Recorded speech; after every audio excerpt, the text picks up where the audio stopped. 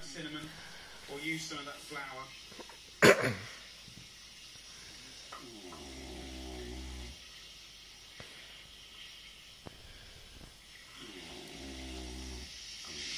Now, it looks like you just messed it all up, but inside that pastry, you've still got little minute layers of pastry and butter. Just going to become very light and just lovely to eat, especially with custard.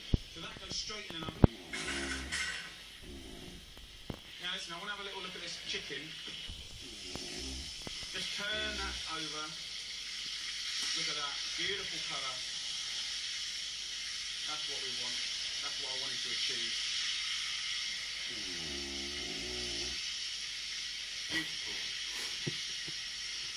The next job I'm going to do is the potatoes. Sweet potatoes, regular potatoes, cooked and smashed up with coriander and feta. Absolutely gorgeous.